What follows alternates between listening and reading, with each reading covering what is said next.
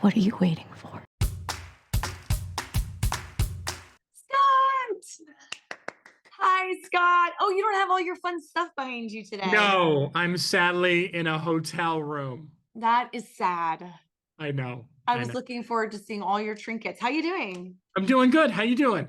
Good, thanks. I watched the extra interview. I feel like I learned a lot from the first film and what you experienced.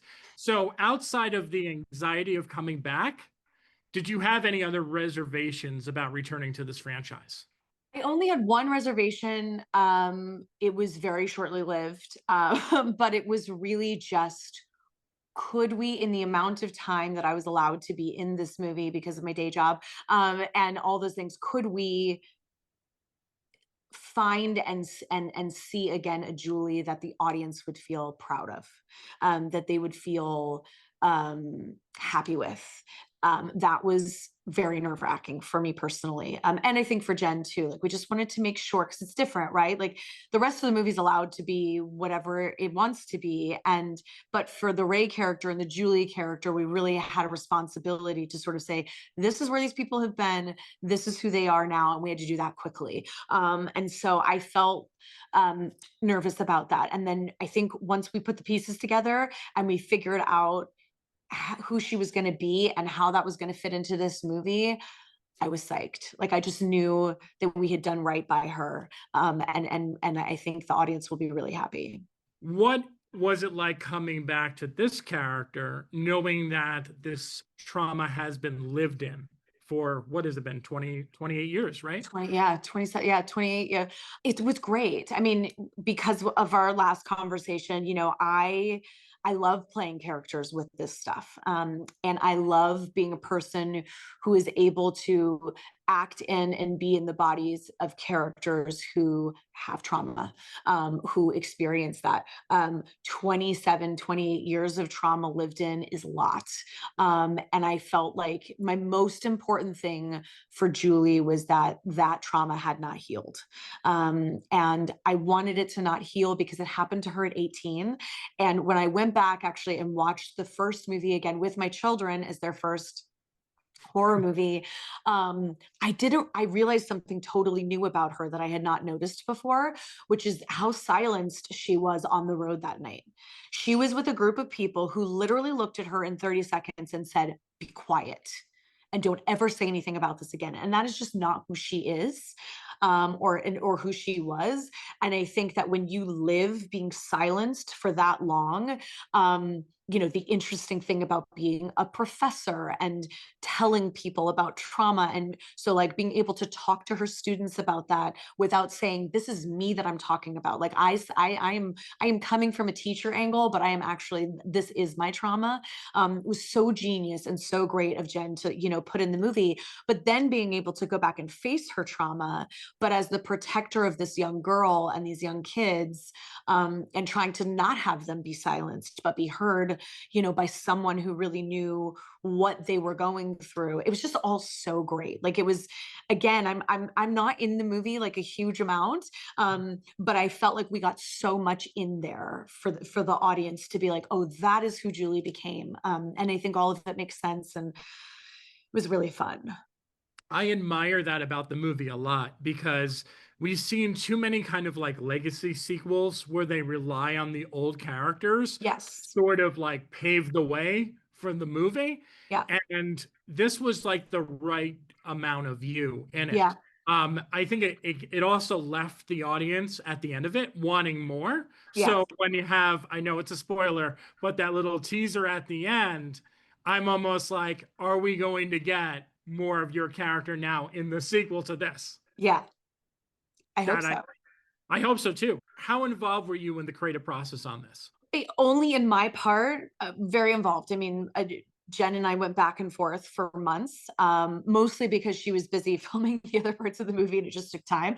I think had we had our conversation like initially in an hour, we would have been done with it, but it just took a while because of my job and her job. But once we kind of like really got it focused, we were always in agreement, of who Julie should be and how to get there and what to do. And, what I think is extraordinary about this movie is that Jen directed it.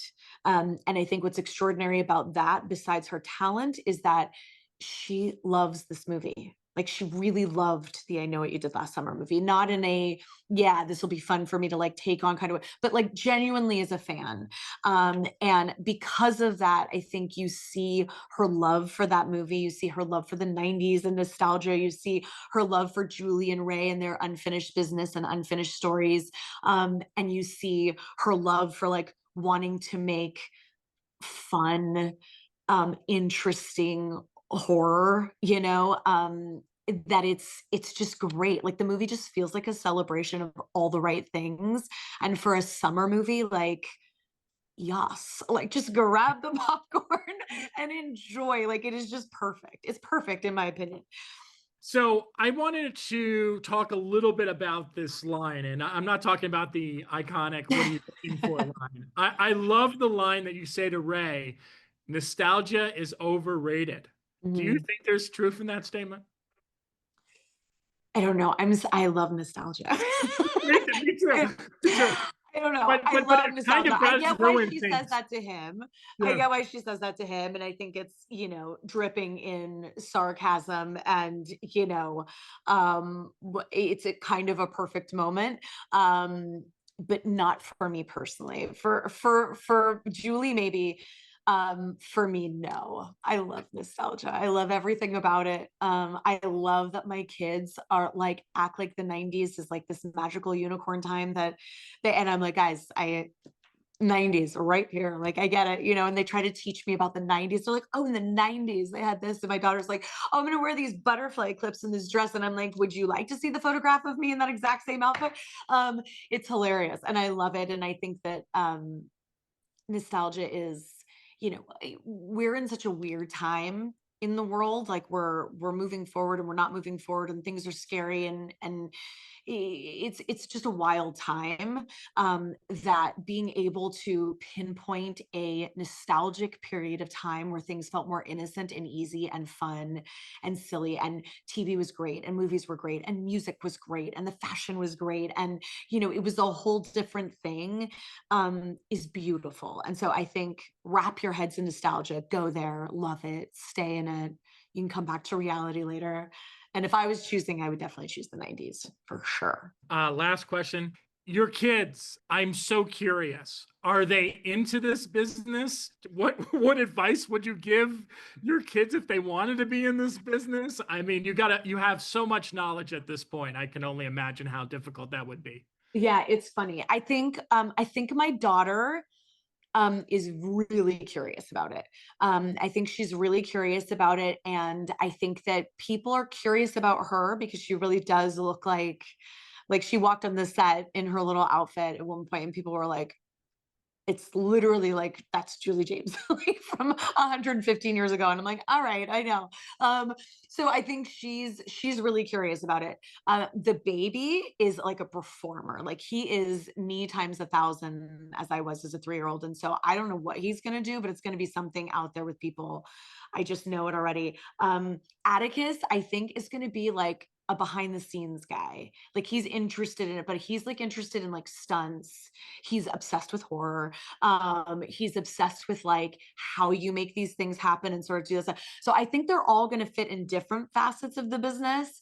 I'm ready for it. I mean, look, I've had a really positive experience, so I feel like I would be ready to help nurture that in them if they really wanted it to happen.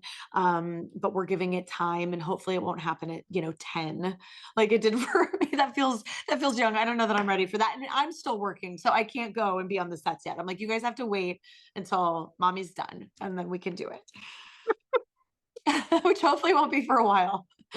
No, I was gonna say, like, not with this, not with all the TV Yeah. you're doing, and then this. Like, if this does well, which I think it will, you're just sign yourself up for a couple more of these. I happily I'm here ready. All right, I gotta let you go. Always a Thank you. pleasure. Let's Thank let's you. do this again sometime soon. Yeah, I look forward to it. Thank you so much. All right, take care, dear. Thanks. Bye.